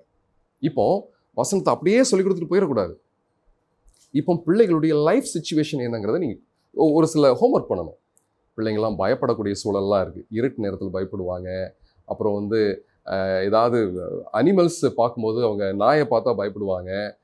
வீட்டில் வந்து யாராவது காய்ச்சல் வந்துச்சுன்னா அவங்க பயப்படுவாங்க. இப்படி நிறைய சிச்சுவேஷன்ஸ்லாம் வரும் இல்லையா? எக்ஸாம் நேரத்தில் பயப்படுவாங்க. இப்போ பிள்ளைகளுக்கு சொல்லணும், ஏய் நீ என்ன படிச்சிங்க? பயப்படுகிற நாளில் உண்மை நம்புவேன். எப்பப்பெல்லாம் பயப்படுறீங்க? எக்ஸாம் வந்தால் பயப்படுறீங்கள? பெரிய வியாதி வந்தால் பயப்படுறீங்களா? கொரோனா வந்தால் பயப்படுறீங்கள? இருட்டு நேரத்தில் பயப்படுறீங்கள? வசனத்தில் என்ன படித்தோம்? இந்த சூழல்லாம் வரும்போது நீ பயப்படும்போது ஆண்டவரை நம்பணும். வசனத்தையும் இந்த சிச்சுவேஷன்ஸையும் நம்ம இணைச்சி பிள்ளைகளுக்கு கொடுத்துடணும். அந்த நேரம் வரும்போது ஆவியானவர் இந்த வசனங்களை அவங்களுடைய மைண்டில் அப்படியே பாப்அப் பண்ணி கொடுப்பார். நல்லா இருக்கு இல்லையா? அதுபோல் என்னை பலப்படுத்துகிற கிறிஸ்துவினால எல்லாவற்றையும் செய்ய எனக்கு பலன் உண்டு. பிள்ளைங்க வந்து நிறைய ப்ரெஷரான சூழல்லாம் அவங்க போகிறாங்க. என்னால் படிக்கவே முடியல, இல்லை என்னால் ஓடவே முடியாது, இல்லை என்னால் இன்டர்வியூ அட்டன் பண்ணவே முடியாது, இல்லை பயங்கர வியாதி, என்னால் இனி தப்பிக்கவே முடியாது. இப்படி நிறைய ப்ரெஷரான சூழல் வரும். இந்த நேரத்தில் தான் குழந்தைங்க தப்பான முடிவு எடுக்கிறாங்க, சூசைட் பண்ணிக்கிறாங்க. வசனம் அவங்களுடைய உள்ளத்தில் இருக்கும் அப்படின்னா இந்த வசனமே அவங்கள என்கரேஜ் பண்ணி தூக்கிட்டு வந்துடும். ஆவியானவர் கொண்டு வந்துடுவார். வசனத்தை சொல்லி கொடுத்து முடித்த உடனே தம்பி தங்கச்சி நிறைய ப்ரெஷரும் வாழ்க்கையில் வரும், சோர்ந்து போயிடாத, அதோட முடிஞ்சிருச்சுன்னு நினச்சிடாத. ஆண்டவர் அவனை பலப்படுத்துவார். என்ன வசனம் படிச்சிங்க? என்னை பலப்படுத்துகிற கிறிஸ்துவினாலே எல்லாவற்றையும் செய்ய அவனுக்கு பலன் இருக்கு, மறந்துடாத அப்படின்னு வசனத்தையும் அந்த சிச்சுவேஷன்ஸையும் குழந்தையையும் கனெக்ட் பண்ணி இங்கே கன்க்ளூட் பண்ணணும். உம்மாலே நான் ஒரு சேனைக்குள் பாய்ந்து போவேன். தம்பி தங்கச்சி, you all have to have high ambitions. நீ 100 மார்க்ஸ் எடுக்கணும், இந்த பெரிய இடத்துல நீ ஒர்க் பண்ணணும், ஐஏஎஸ் ஆகணும், ஐபிஎஸ் ஆகணும், உன்னால் முடியும். ஆண்டவர் உன்னை பலப்படுத்துகிறார். என்னால் முடியாதுன்னு சொல்லும் போதெல்லாம் இந்த வசனத்தை திரும்ப திரும்ப சொல்லிப்பாரு. என்னை பலப்படுத்துகிற கிறிஸ்துவினாலே, என்னை பலப்படுத்துகிற கிறிஸ்துவினாலே. இப்போது சிச்சுவேஷன் நீங்கள் கனெக்ட் பண்ணுறீங்க இல்லை? நிறைய சூழல் வரும். ஆமாம், கர்த்தர் மேல் உன் பாரத்தை வைத்து விடு. ரிஜெக்ஷன் சூழல் வரும்போது அவங்க சோர்ந்து போகாமல் இந்த வசனம் அவங்களுக்கு ஊழியம் செய்யும். அவர் உங்களை விசாரிக்கிறவரானபடியால் உங்கள் கவலைகளை எல்லாவற்றையும் அவர் மேல் வைத்து விடுங்க. இந்த வசனம் ஊழியம் செய்யணும் அப்படின்னா சிச்சுவேஷன்ஸை நீங்கள் வந்து கனெக்ட் பண்ணி விடணும், அதில் ஹோம்ஒர்க் பண்ணணும். சும்மா எடுத்தோடனே வசனம் தானே சொல்லிக் கொடுக்குறேன்னு பைபிளை திறந்து வச்சுட்டு ஏதோ வசனத்தை சொல்லிக் கொடுத்துட்டு வரக்கூடாது, அல்லது புக்கை பார்த்து வசனத்தை சொல்லிக் கொடுத்துட்டு வரக்கூடாது. இதில் நீங்கள் ஹோம்ஒர்க் பண்ணணும். ஒரு வசனத்தை சொல்லிக் கொடுக்குறதுக்கு எப்படியும் 1/2 மணி நேரம், 1 மணி நேரம் நான் ஹோம்ஒர்க் பண்ணியிருக்கிறேன். இப்போவும் நான் பண்ணுவேன். இந்த வசனத்தை எந்த சிச்சுவேஷன்ஸோட கனெக்ட் பண்ணலாம் அப்படின்றத எழுதுவேன். we must do that. சரிங்களா?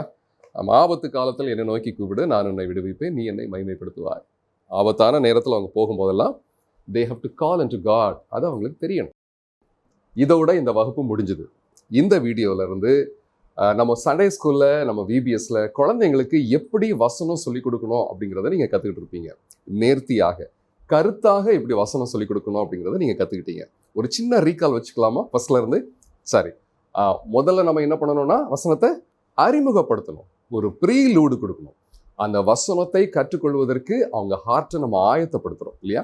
சிலர் என்ன செய்வாங்கன்னா எடுத்த எடுப்புலேயே பைபிளை திறந்து வச்சுக்கிட்டு அல்லது அந்த புக்கை வச்சுக்கிட்டு மாறி மாறி சொல்லிக் கொடுக்க ஆரம்பிச்சிருவாங்க. நான் சொல்ல பின்னால் சொல்லுங்க அப்படின்னு சொல்ல ஆரம்பிச்சிருவாங்க. இல்லை, அது தப்பு. முதல்ல எடுத்த உடனே அந்த வசனத்துக்கு ஒரு ப்ரீலூடு, ஒரு அறிமுகம் ஒன்று கொடுக்கணும். சரி, அடுத்தது அழகாக அந்த வசனத்தை வாசிக்கணும், ப்ரெசென்ட் பண்ணணும்.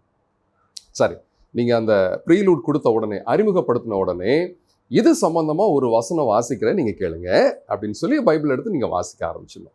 தப்பு இல்லாமல் நேர்த்தியாக ஏற்ற தாழ்வுகளோடு கூட அந்த பங்க்சுவேஷன், கமா இதெல்லாத்தையும் கரெக்டாக நீங்கள் அந்த வசனத்தை பிள்ளைகளுக்கு ப்ரெசென்ட் பண்ணுறீங்க. ஒரு தடவை நீட்டாக வாசித்து முடிச்சிடுறீங்க, ஒரு தடவையோ 2 தடவையோ வித் ரெஃபரன்ஸ் வாசித்து முடிச்சிடுறீங்க. சரி, மூன்றாவது கடினமான வார்த்தைகளை நம்ம எக்ஸ்பிளைன் பண்ணுறோம். கடினமான வார்த்தைகள் மட்டும் அல்ல, முழு வசனத்தையும் பிள்ளைங்க புரிந்து கொள்வதற்காக நம்ம வந்து எக்ஸ்பிளைன் பண்ணுறோம். அதில் ஒரு வார்த்தையை நான் விட்டுட்டேன். ஜாதி அப்படிங்கிற ஒரு வார்த்தை வந்து நம்ம பைபிளில் இருக்குது. அதை வந்து தவறுதலாக டிரான்ஸ்லேட் பண்ணியிருக்கிறாங்க. ஆமாம், சிலர் சொல்கிறாங்க, அண்ணா பைபிளில் ஜாதின்னு இருக்கு பாருங்க அப்படின்னு சொல்லி என்கிட்ட ஆர்கியூ பண்ணாங்க. ஆண்டவர் எந்த ஜாதியையும் உண்டாக்கலை, சரிங்களா? இங்கிலீஷில் நீங்கள் பார்த்தீங்க அப்படின்னு நேஷன்ஸ் அப்படிங்கிற வார்த்தை தான் அதில் போடப்பட்டிருக்கு, காஸ்ட் அப்படின்னு போடலை, சரிங்களா? நீங்கள் அந்த வசனத்தை சொல்லிக் கொடுக்கும்போது பிள்ளைங்கள்லாம் என்னமோ ஆண்டவர் ஜாதியை ஆதரிக்கிறாருன்னு சொல்லி ஒருவேளை அவங்க புரிஞ்சுக்க போகிறாங்க. ஆண்டவர் எந்த ஜாதியையும் ஆதரிக்கலை, அவர் எல்லாரையும் ஒரே மாதிரி அவருடைய பிள்ளைகள் என்று சொல்லி சொல்கிறார். வருத்தப்பட்டு பாரம் சுமக்கிறவர்களே, நீங்கள் எல்லாரும் என்னிடத்தில் வாருங்கள். உலகத்திலே வந்த எந்த மனுஷனையும் பிரகாசிப்பிக்கிற ஒளியே அந்த மெய்யான ஒளி. ஸோ இந்த ஜாதின்ற வார்த்தை பைபிளில் வரும்போது பிள்ளைகளுக்கு எச்சரிக்கையாக சொல்லிக் கொடுங்க. ஆண்டவர் நம்ம இந்த உலகத்தில் எல்லாம் மாறி மாறி சண்டை போட்டுக்கிட்டு இருக்கிறாங்க இல்லையா, இந்த ஜாதிகளெல்லாம் அது மென்ஷன் பண்ணலை. அது ஒரு தவறுதலான ஒரு டிரான்ஸ்லேஷன், அது டிரான்ஸ்லேஷன் எரர், சரிங்களா? சரிங்க, அடுத்ததாக நம்ம ரிப்பீட் பண்ண வைக்கிறோம். விஷுவலைட்ஸ் காட்டுறோம், அதாவது சார்ட் மெத்தட் இல்லையா, விஷுவலைட்ஸ் காட்டுறோம். அதுக்கப்புறம் நம்ம வந்து நிறைய வித்தியாசமான மெத்தட்ஸ்லாம் யூஸ் பண்ணுறோம். ஃபிங்கர்ஸை நம்ம யூஸ் பண்ணுறோம், ஆக்ஷன்ஸ் யூஸ் பண்ணுறோம், டியூன் யூஸ் பண்ணுறோம். உங்கள் சர்ச்சில் நல்லா டியூன் போடுறவங்க யாராவது இருந்தாங்கன்னா அவங்களுடைய உதவியை நீங்கள் வாங்கி கொள்ளலாம். இல்லை அப்படி யாருமே இல்லைங்க, எங்களுக்கு டியூன் எல்லாம் போட தெரியாது அப்படின்னா நீங்கள் ரேப் யூஸ் பண்ணலாம். அது நல்ல ஒரு ஒண்டர்ஃபுல்லான ஒரு மெத்தட். சரி, கடைசியில் அதாவது நம்ம ரிப்பீட் பண்ணுறதுக்கு காரணம் என்ன அப்படின்னா, பிள்ளைங்க அவங்களுக்கே தெரியாமல் அந்த வசனத்தை மெமரி பண்ணுறாங்க, சரிங்களா? அதுக்காக தான் இன்ட்ரெஸ்டிங்காக அதை நம்ம ரிப்பீட் பண்ணுறோம். எடுத்த உடனே ரிப்பீட் பண்ணிடக்கூடாது. 4th ஸ்டெப் தான் அது, ரிப்பீட்டிங் ஸ்டெப். ஓகே, சரி. இறுதியாக அப்ளிகேஷனில் அந்த வசனத்தை குழந்தையுடைய வாழ்க்கையோடு கூட பல சிச்சுவேஷன்ஸோடு கூட நம்ம கனெக்ட் பண்ணி சொல்லிக் கொடுக்கணும் இல்லையா? சரி, இந்த வசனம் வந்து பிள்ளைங்க பல சூழல்களை அவங்க சந்திக்கிறாங்க. எந்த சூழலெல்லாம் பிள்ளைங்க சந்திக்கிறாங்களோ அந்த சூழலுக்கு ஏற்ற வசனத்தை எப்படியாவது சொல்லி கொடுத்துருங்க, அதோட கனெக்ட் பண்ணி விட்டுருங்க. அதோட முக்கியமான விஷயம் என்னன்னா, இந்த அப்ளிகேஷன் பார்ட் கொடுக்கும்போது பாரத்தோட செஞ்சு கொடுங்க. பாரம்னா என்னது? சரி, அந்த பாரத்தோடு சொல்லும்போது சிலருடைய குரல் மாறும், முகபாவனை மாறும் இல்லையா?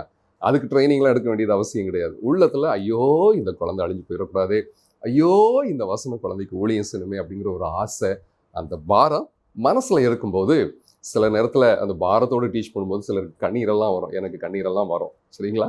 அதனால பாரத்தோட நம்ம வந்து அந்த அப்ளிகேஷன் பார்ட் கொடுக்கணும். இப்போ எல்லாத்தையும் நம்ம கற்றுக்கிட்டோம். இது எல்லாத்தையும் எவ்வளோ நேரம் சொல்லிக் கொடுக்கலாம்னு நினைக்கிறீங்க? ஒரு வசனத்தை அரை மணி நேரம்லாம் சொல்லிக் கொடுக்கக்கூடாது, 7 minutes அவ்வளோதான், அதுக்கு மேலே போகக்கூடாது, சரிங்களா? எல்லாமே சேர்ந்து 7 minutes தான்.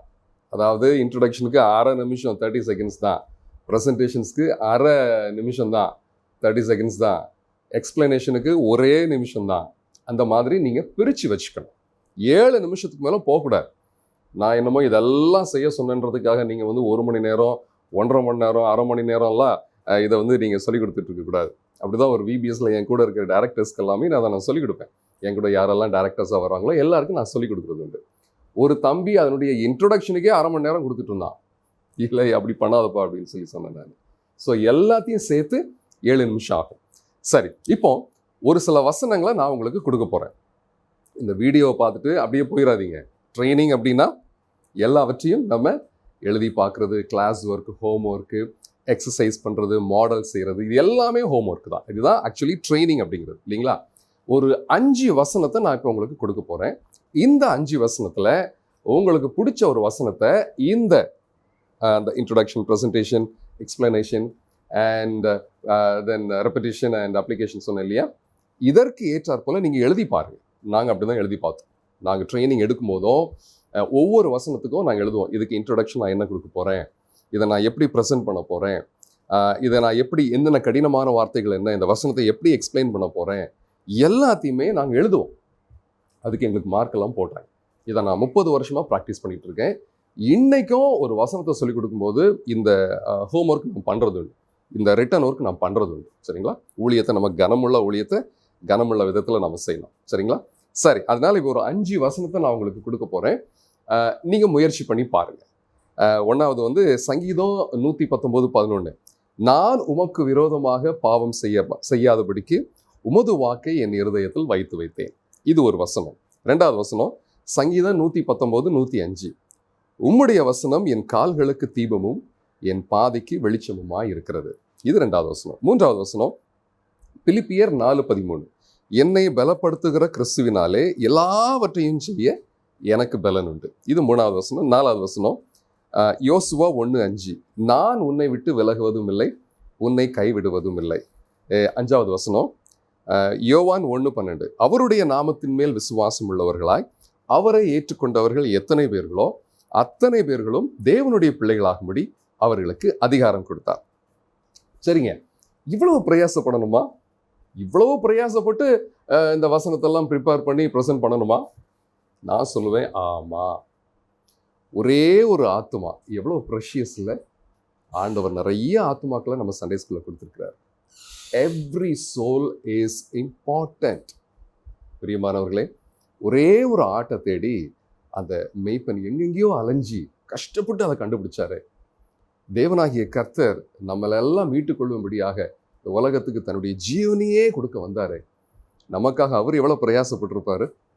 ஊழியத்தை, கனமுள்ள ஊழியத்தை கனமாக செய்யணும். தயவு செய்து பிரயாசப்படுங்க. சரிங்களா? ஒரு ட்ரைனிங் நான் முடிச்சுட்டு வந்த பிறகு அந்த ட்ரைனிங்லேருந்து ஒரு தம்பி எனக்கு ஃபோன் பண்ணார். நல்ல ஒரு அருமையான தம்பி, என்னை ரொம்ப நேசிப்பார். அவர் ஃபோன் பண்ணார், அண்ணே நீங்கள் சொல்லிக் கொடுத்த இந்த விஷயங்கள் வந்து வேலைக்காகலண்ணே அப்படின்னாரு. அதை கேட்ட உடனே எப்படி இருந்திருக்கும்னு நினைக்கிறீங்க நீங்கள்? எனக்கு சந்தோஷமாக இருந்துச்சு. காரணம் என்ன தெரியுமா? அவர் ட்ரை பண்ணி பார்த்துருக்கிறார், முயற்சி பண்ணி பார்த்துருக்கிறார். நான் சொன்னேன், தம்பி ராஜசேகர் நான் வரேன், கவலைப்படாதீங்க, நான் வந்து உங்களுக்கு நேரடியாக செஞ்சு காட்டுறேன் அப்படின்னு. அதுக்கப்புறம் ஒரு நாள் நான் அவங்க சண்டே ஸ்கூல்ஸ்க்கெல்லாம் போயிட்டு அதை நேரடியாக செஞ்சு காட்டின பிறகு அவர் ஏற்றுக்கிட்டார். சரி அண்ணா, நான் இனிமேல் கரெக்டாக ஃபாலோ பண்ணுறேன் அப்படின்னு சொன்னார். பிரியமானவர்களே, செஞ்சு பாருங்கள், இது வந்து ஒர்க் அவுட் ஆகுதா இல்லையாங்கிறத அதுக்கப்புறம் நீங்கள் தெரிஞ்சுக்குவீங்க. சார், 2 விஷயத்தை நான் சொல்லி நான் முடிக்க போகிறேன். ஒன்று, நான் ஏற்கனவே சொன்னேன், இந்த வசனங்களை ஆவியானவர் பயன்படுத்துகிறார். ஆவியானவர் இந்த வசனத்தை வைத்து பிள்ளைகளுக்கு ஊழியம் செய்கிறார் அப்படின்னு சொல்லி நான் உங்களுக்கு சொல்லியிருந்தேன் இல்லையா? இந்த விபிஎஸ்க்குரிய புக்ஸ் எல்லாம் நான் எழுதும்போது ராத்திரி பகலாக உட்காந்து எழுதும்போது ஒரு குறிப்பிட்ட வசனத்தை நான் ஃபிக்ஸ் பண்ணேன். அதாவது கிண்டர் பிள்ளைகளுக்கு, எல்கேஜி யூகேஜி படிக்கிற பிள்ளைங்க, கிண்டர் பிள்ளைங்க, அவங்களுக்கு ஒரு வசனத்தை நான் ஃபிக்ஸ் பண்ணேன். வியாதியை உன்னிலிருந்து விலக்குவேன். இந்த வசனத்தை அந்த பாடத்தில் நான் ஃபிக்ஸ் பண்ணும்போது எனக்கு ஒரு சின்ன சந்தேகம் இருந்துச்சு.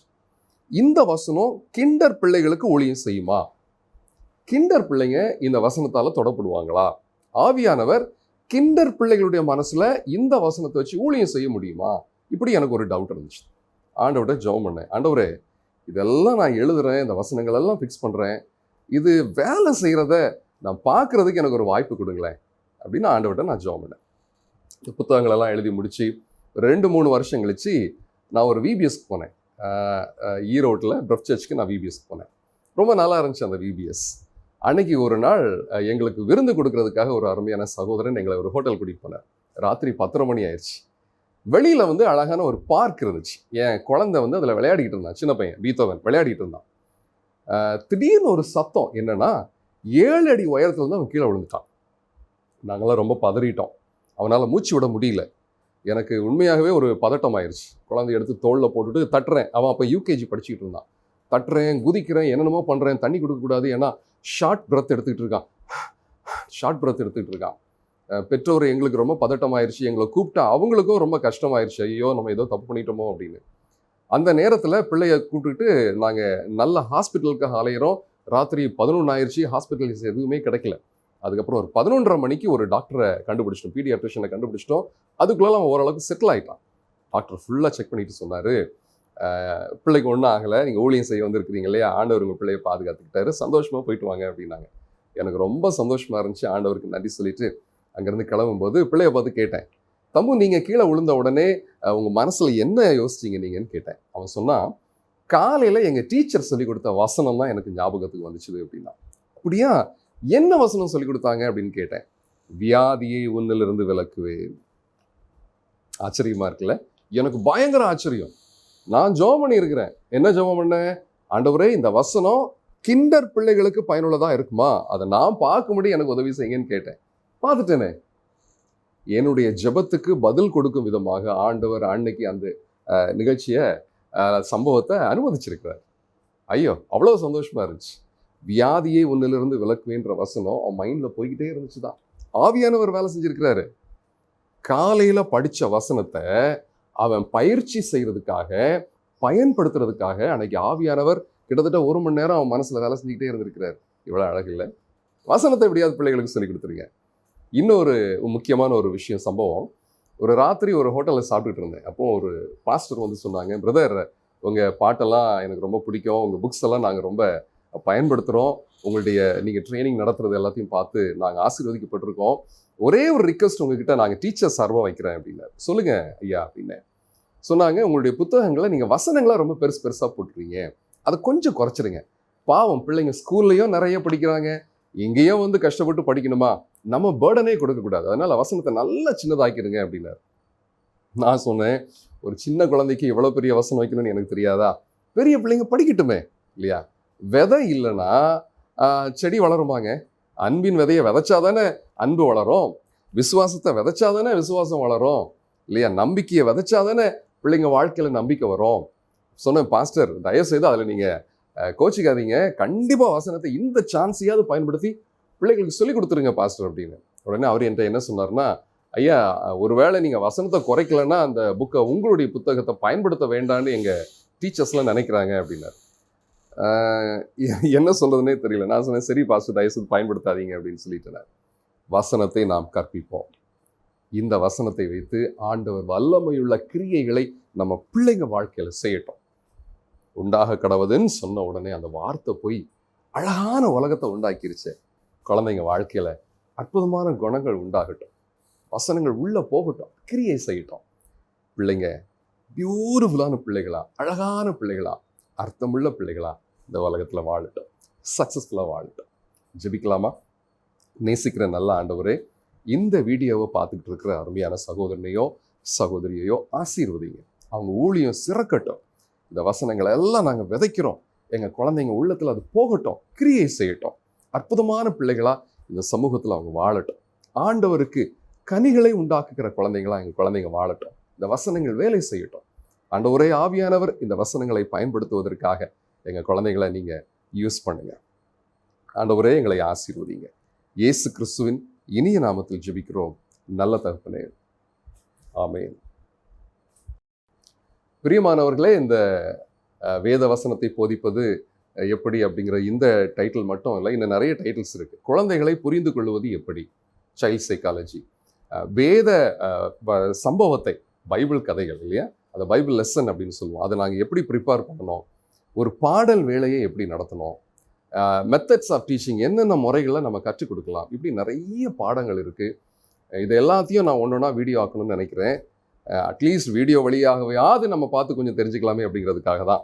ஒருவேளை இதை நான் நேரடியாக வந்து உங்கள் பிள்ளைகளுக்கு, உங்கள் ஆசிரியர்களுக்கு சொல்லிக் கொடுக்கணும் அப்படின்னு சொல்லி நீங்கள் விருப்பப்பட்டீங்கன்னா தாராளமாக உங்களுக்கு வந்து ஊழியம் செய்ய நான் தயாராக இருக்கிறேன். அதுபோல் இந்த வீடியோவை குறித்த உங்கள் கருத்துக்களை நீங்கள் அந்த கமெண்ட் பாக்ஸில் போடுங்க. ஒருவேளை வாட்ஸ்அப்பில் நீங்கள் என்னோட பேசணும் அல்லது வாட்ஸ்அப்பில் நீங்கள் இந்த கமெண்ட்ஸ் போடணும் அப்படின்னா என்னுடைய வாட்ஸ்அப் நம்பர் கீழே வருது, நீங்கள் அதை பார்த்து அதை நீங்கள் யூஸ் பண்ணிக்கலாம். அதுபோல் இந்த சேனலை நீங்கள் சப்ஸ்கிரைப் பண்ணிக்கோங்க. இந்த சேனல் வழியாக பெற்றோருக்கு, சண்டே ஸ்கூல் டீச்சர்ஸ்க்கு, குழந்தைங்களுக்கு நாங்கள் நிறைய ஊழியம் செய்யணும் அப்படின்னு சொல்லி நிறைய ப்ரோக்ராம்ஸ் பண்ணி வச்சுருக்கிறோம். ஒன்றொன்றையாக நாங்கள் அப்லோட் பண்ணிக்கிட்டே இருப்போம். அதனால் இந்த சேனல் நீங்கள் சப்ஸ்கிரைப் பண்ணிக்கோங்க. இந்த வீடியோ உங்களுக்கு பயனுள்ளதாக இருந்துச்சு அப்படின்னா உங்களுடைய நண்பர்களுக்கும் மற்ற சண்டே ஸ்கூல் டீச்சர்ஸ்க்கும் நீங்கள் அதை அறிமுகப்படுத்துங்க. அதுக்கப்புறம் உங்களுக்கு நிறைய கேள்விகள் உங்களுடைய சண்டே ஸ்கூலில், உங்களுடைய ஊழியத்தில் வந்திருக்கும். இப்படிப்பட்ட கேள்விகள் எல்லாத்தையும் நீங்கள் எனக்கு சொல்லலாம். உங்களுடைய கேள்விகள் எல்லாவற்றையும் வீடியோவாக உங்களுக்கு நான் பதில் அனுப்ப தயாராக இருக்கிறோம் நாங்கள். அதுபோல் ஃப்ளாக் மினிஸ்ட்ரீஸ்ங்கிறது எங்களுடைய மினிஸ்ட்ரி. இந்த ஃப்ளாக் மினிஸ்ட்ரிஸ் மூலமாக நாங்கள் உலகம் ஃபுல்லாக போகிறோம், நிறைய கண்ட்ரீஸ்க்கு கர்த்தருடைய வார்த்தையை நாங்கள் கொண்டு போகிறோம், இந்தியாவிலும் சரி மற்ற இடங்களிலும் சரி. இந்த ஊழியத்தை நீங்கள் பயன்படுத்தி கொள்ளணும் அப்படின்னு நினச்சிங்கன்னா ஃப்ளாக் மினிஸ்ட்ரிஸை நீங்கள் பயன்படுத்தி கொள்ளலாம். அதுபோல் உங்களுடைய சண்டே ஸ்கூலுக்கு சிலபஸ் வேணும் அப்படின்னா நீங்கள் என்னை தொடர்பு கொண்டீங்கன்னா உங்களுக்கு நான் உதவி செய்ய தயாராக இருக்கிறேன். மாதந்தோறும் 1ஆம் தேதி ராத்திரி 9லேருந்து 10 மணி வரைக்கும் ஒரு சின்ன ஆராதனை வேளை இந்த சேனலில் நான் ப்ரெசென்ட் பண்ணுறேன். அதாவது ஆராதனை வேலை நடத்திக்கிட்டு இருக்கேன். கொஞ்சம் பாட்டு பாடி அந்த புது மாதத்துக்காக ஆண்டவருக்கு ஸ்தோத்திரம் சொல்கிறதுக்காக அந்த ஆராதனை வேலை இருக்கும். நீங்கள் கலந்து கொள்ளணும் அப்படின்னு சொல்லி நீங்கள் பிரியப்பட்டீங்கன்னா தாராளமாக கலந்து கொள்ளலாம். அதுபோல் ஒவ்வொரு 2வது சனிக்கிழமை அல்லது 4வது சனிக்கிழமை ஒரு சின்ன ஜெபம் குழந்தைகளுக்காக ராத்திரி 9லேருந்து 10 மணி வரைக்கும் ஜூமில் நாங்கள் நடத்துகிறோம். ஒருவேளை நீங்கள் அதில் பங்கெடுக்கணும்னு நினச்சிங்கன்னா தாராளமாக எங்களோட கூட பங்கெடுக்கலாம். தேங்க்யூ. உங்கள் எல்லாரையும் ஆண்டவருடைய நாமத்தினாலே வாழ்த்துகிறேன். ஆண்டவர் உங்களை ஆசீர்வதிப்பாராக. God bless you.